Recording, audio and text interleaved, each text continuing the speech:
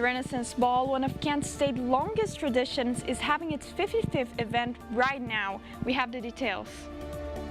The economic toll of the record-breaking shutdown keeps widening, from SNAP recipients in the middle of a legal back and forth over November benefits. Adds to an already stressful situation. Learn more about said situation. Rely on food stamps and Social Security to survive. I think so. How Americans feel about the economy. We have the details coming up as KSTV starts right now. This is Kent Stater TV.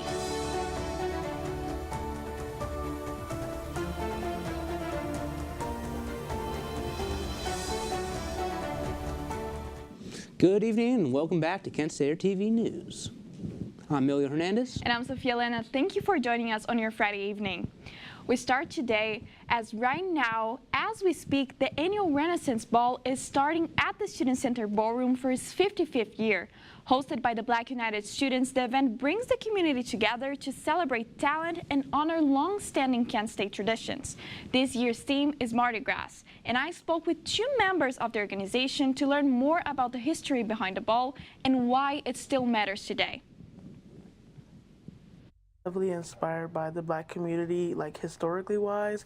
It's where jazz music is celebrated, you know, the culture of being down south is celebrated. So why not incorporate that with our organization since we want to uplift.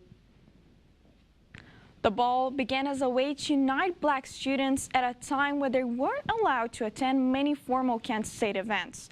Today, it continues as a celebration of culture and community. Students can watch contestants showcase their talents, enjoy food, and connect with one another throughout the night. I feel as if the atmosphere is very fun, lively, while also being cozy at the same time. I think like you get to eat, enjoy the talents, watch the show, talk with the other people sitting at the table. Overall, it's just like, I think it's a very welcoming and like fun environment.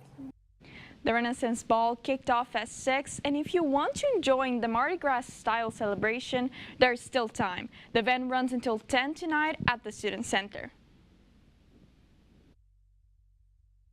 Or FAB will be hosting a viewing party of the hit movie Wicked. The Wicked Watch Party will be held Sunday, November 9th from 1 p.m. to 5 p.m. at the Kent State Museum's Murphy Auditorium. The event will start with a costume viewing at 1 p.m., followed by trivia from 1:30 p.m. to 2:05 p.m. And at 2:15, the movie will start. The Kent Flea Market will be back tomorrow with a fun holiday twist. Artisans, markets, and bakers will feature holiday-themed products at two side-by-side buildings on 409 and 335 West Main Street here at Kent. Attendees will be able to shop for holiday handmade gifts and decorations from 10 to 4 p.m. The market will also return on December 13th. Your first forecast on Kent Stater TV.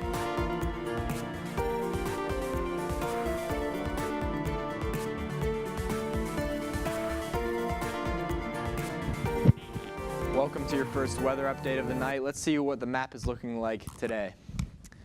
As we can see right now, there's going to be a high in Toledo and Cincinnati with 60 degrees, and then it's going to be in your upper 50s whenever you look at Columbus and Athens, along with Pittsburgh. And then the lowest is probably going to be in Akron-Canton area, around 53 degrees. Now, if we zoom in here, we're going to see that all around the board, it's going to look mainly in your low 50s, with Kent at 52, and Akron, Canton, Worcester, Mansfield, and Ashtabula in 53. Then as you look in Sandusky, it's going to be around, I think the highest, around 57 degrees, with Cleveland 55 and Youngstown at 54. Now, if we see for what's happening today in the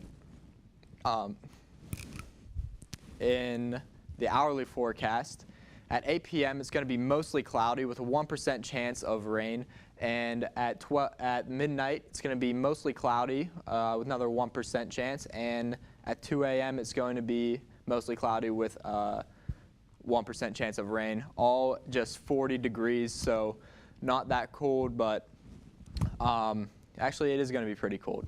So All right, that was it for your first weather update of the night. Stay tuned to find out what the rest of your forecast is going to be looking like this week. Cleveland Hopkins International Airport is not one of the 40 airports facing flight restrictions due to the government shutdown, but it is still affected by it, as numerous flights were canceled. Airport officials say staffing and air traffic remain stable, but scheduling changes nationwide may affect Cleveland flights, so travelers are being advised to check flight statuses frequently. To a new report, the government shutdown is adding to consumers' anxiety.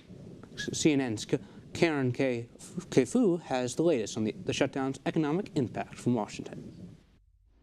The economic toll of the record-breaking U.S. government shutdown keeps widening, from SNAP recipients in the middle of a legal back and forth over November benefits. I've been disabled since birth, so I rely on food stamps and Social Security to survive. I've been struggling. It's been really hard. I've literally been eating spaghetti for 4 days because it's all I have in my apartment.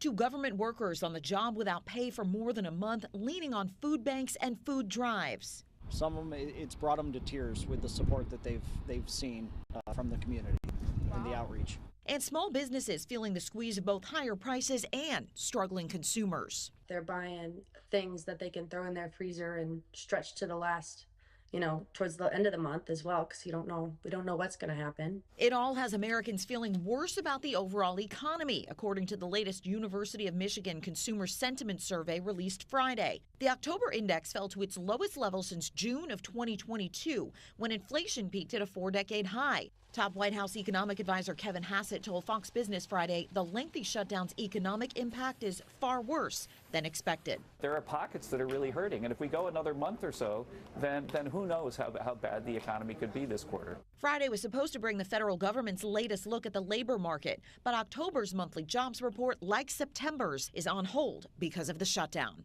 In Washington, I'm Karen Kafa. As the government shutdown continues for its 38th day, millions of Americans are waiting for their SNAP benefits this month. Child SNAP recipients, several chain restaurants are offering free kids meal. TGI Fridays is one of them.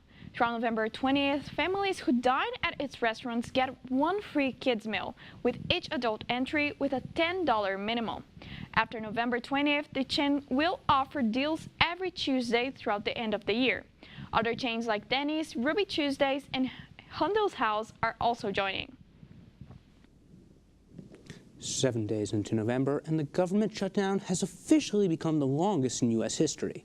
And according to the latest University of Michigan Consumer Sentiment Survey, is affecting how Americans feel about the economy. The CSS is a monthly survey that measures how U.S. consumers feel about economic activities. The index fell to 50.3 this month. It was 53.6 in October. November is National Diabetes Awareness Month, and we have what early signs and symptoms you should be looking out for after the break.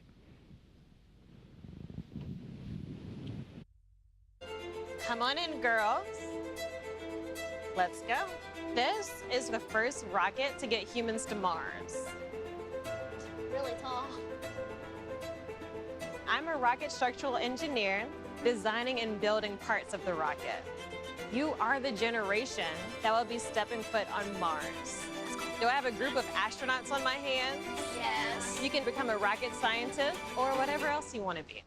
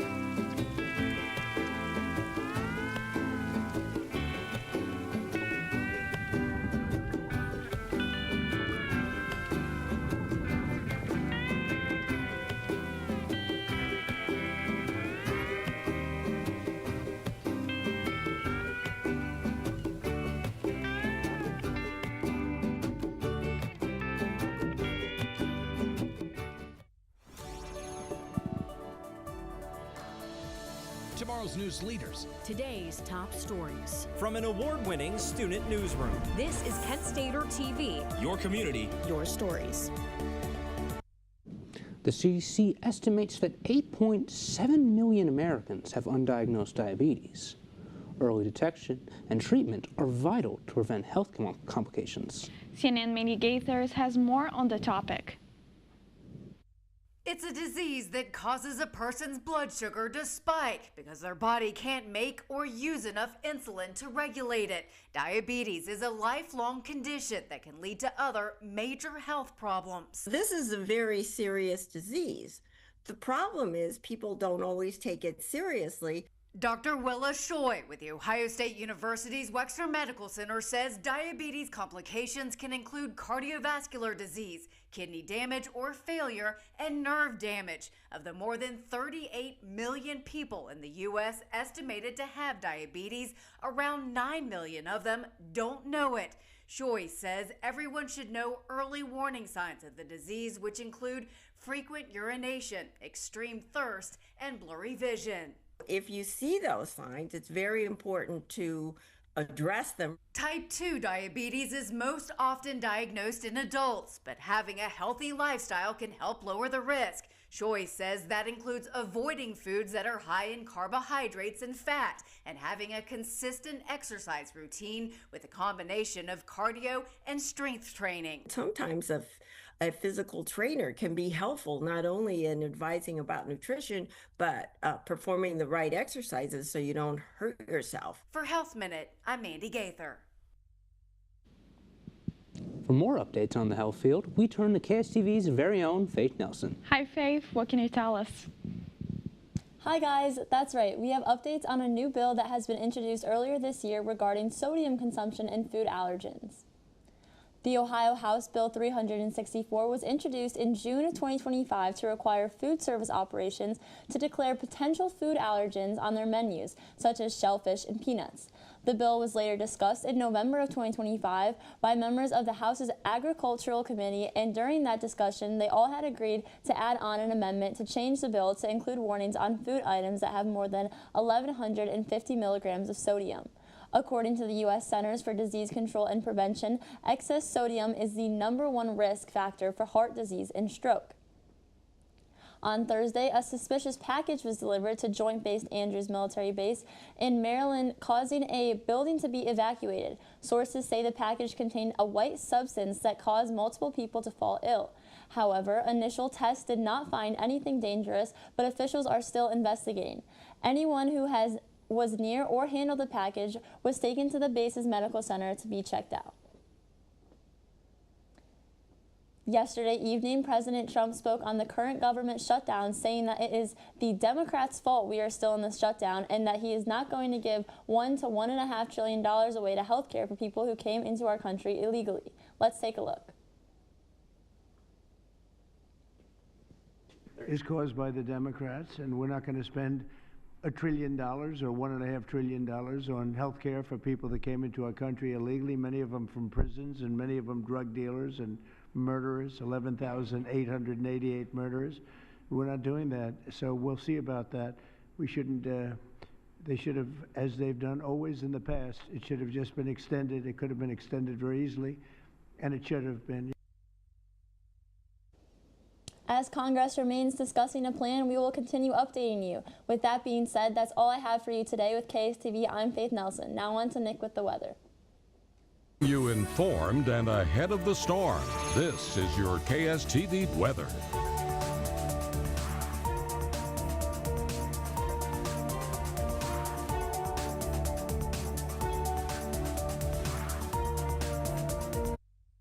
Welcome back to the rest of your weather forecast. Let's get right into it.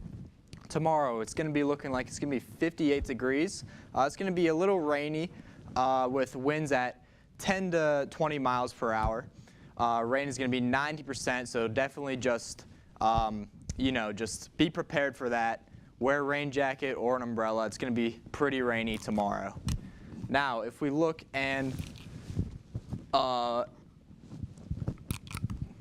the extended forecast Friday is going to be 89% rain and 58, and then it's going to go all the way down to 34 degrees on Monday. And then on Tuesday, it's going to spike up to 36 and then go all the way up to 50, dropping down to 47 on Thursday. Saturday is going to be 22% chance of rain with a 63% chance of rain on Sunday. Monday, it's actually going to be snowing.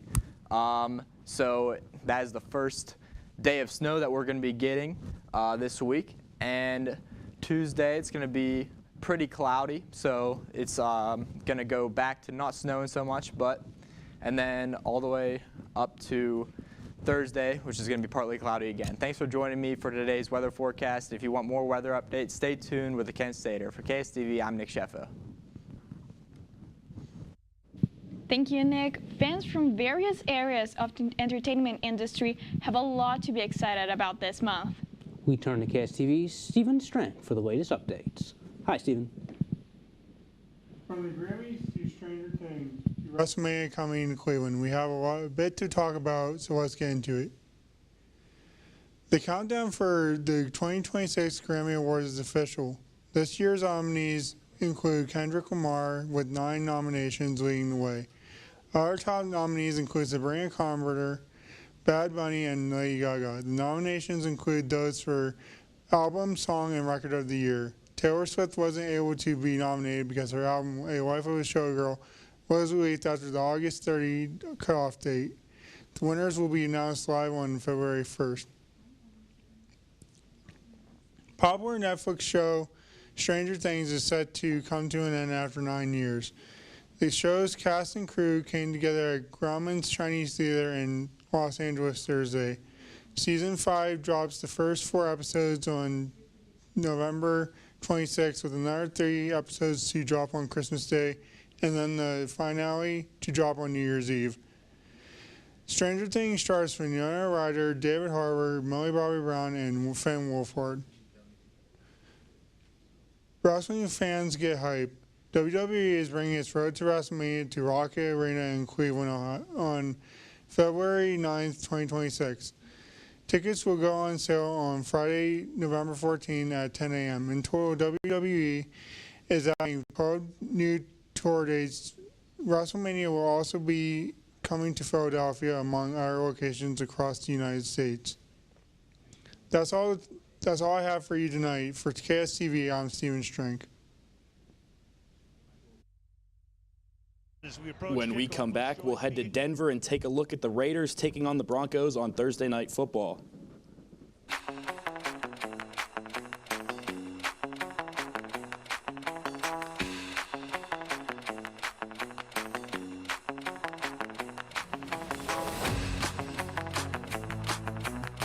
First, they said cigarettes were safe. Now, they say they didn't market e-cigarettes to teens. Fact. More than 1 in 4 high school students are vaping. Same lies, different day. Tell Big Vape to quit lying. Brush, brushy, brush, brushy, brush, brush your teeth. Every day and every night.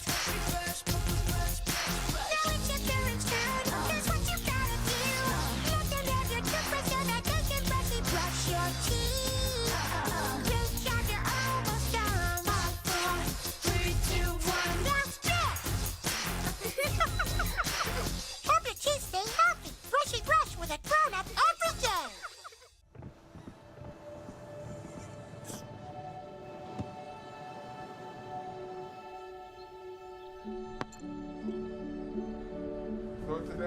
I don't remember how it started.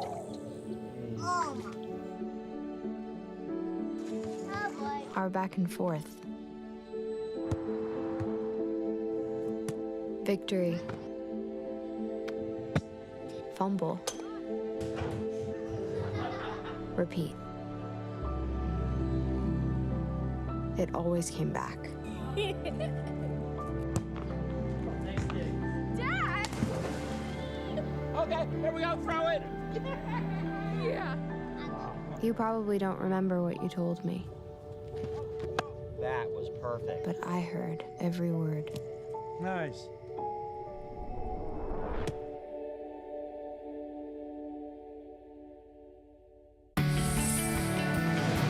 This is your Kent Stater TV Sports Report.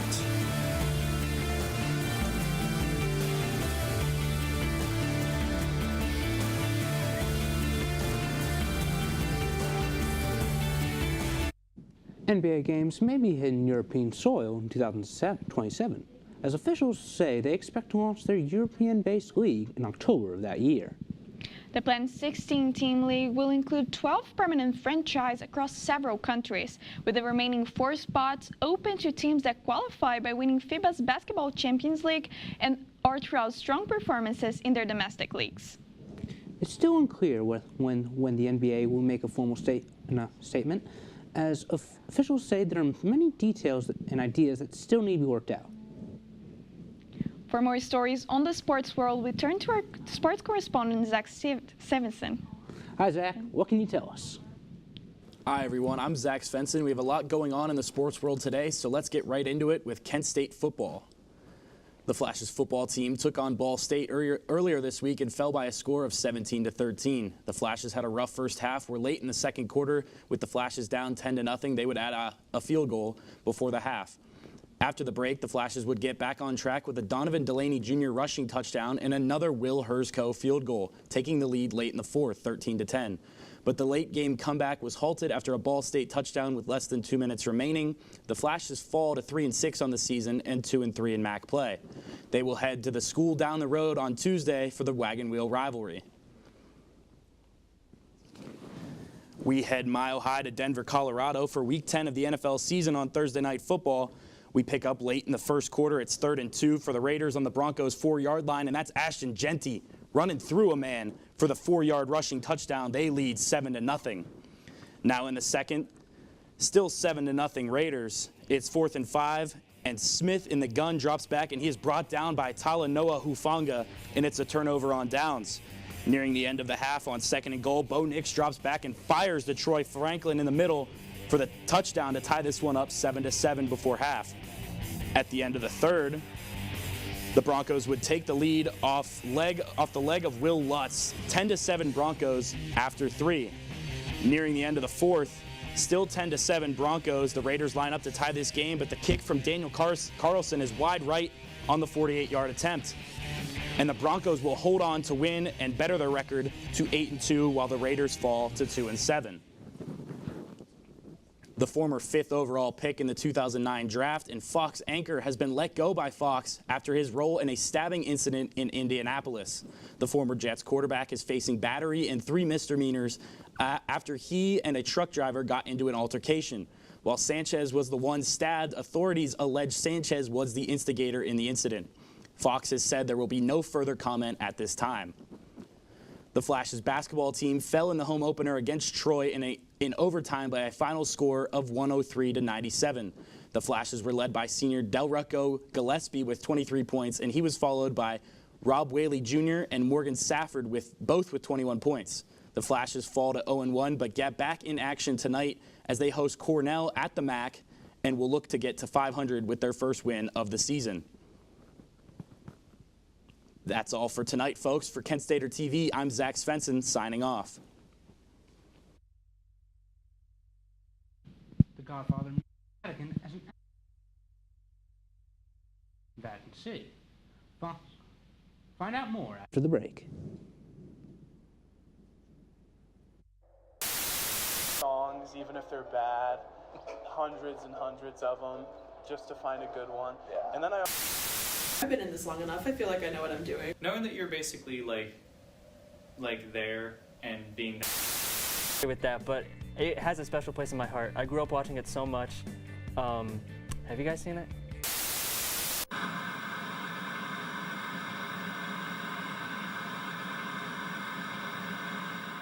Hey there, welcome to Kent Core. Kent Core. Kent Core. To Kent Core.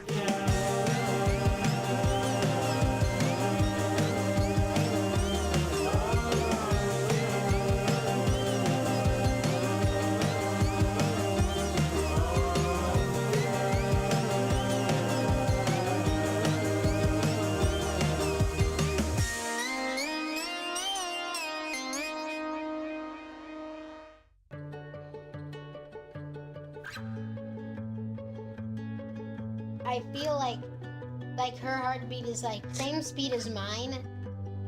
And I think we have this like deep connection, this heart connection in her heart, that there's room for me and Mom. When I'm holding her, it makes me feel calmer. It's a sensory thing. It's a thing with Asperger's. She's really good with Anya. I've seen adults react to my daughter when she has meltdowns, like she's from a different planet. And this little animal just sat next to my child and was just like, you know, it's gonna be cool. She's my superhero. Good job, kitty cat. When we adopted Lucky, we discovered all the wonderful things that make her unique. Lucky's a little bit of a lot of things, but mostly she's pure love.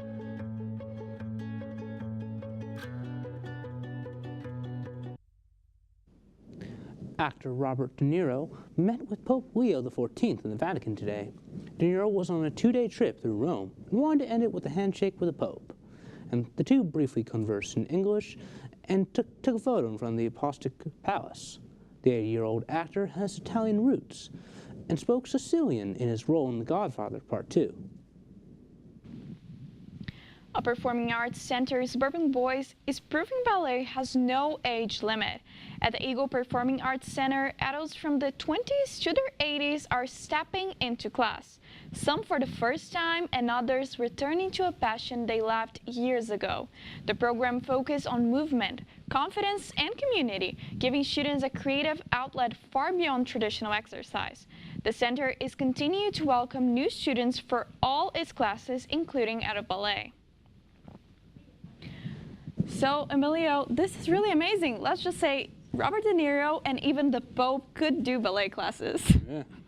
Can you imagine that? Well, that's all we have for you guys this evening. Thank you so much for turning to KSTV TV at 6 o'clock. For more stories, visit us at KSTV.com. I'm Sofia Elena. And I'm Emilio Hernandez. Have a great night, Portage County.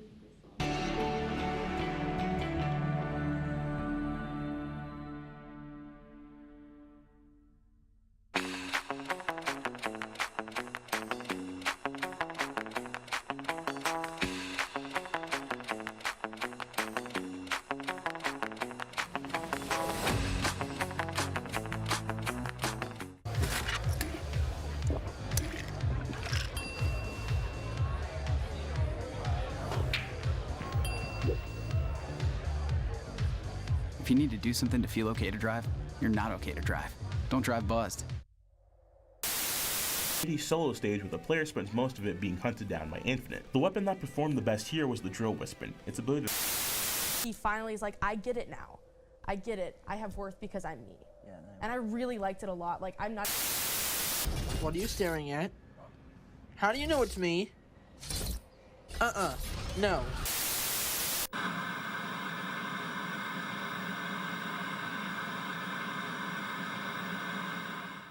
Hey, I'm worried about your parents. We need to show them how to spot phishing emails.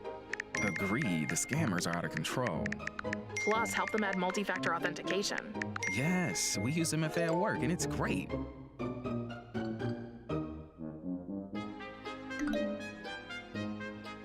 Software update? Done. Time to celebrate. For more information on how to keep yourself and those you care about safe online, go to cisa.gov/secure-our-world. How can you hate Star Wars? Kung Fu Panda. Star Wars. Star Wars. Here for a late night walk. Yes. Late night walks around campus. Not bad. I always, you know, like the swing. Student Center. What? Wait, care, you mean like healthcare? CARES Center. Student Center. Where you can get support.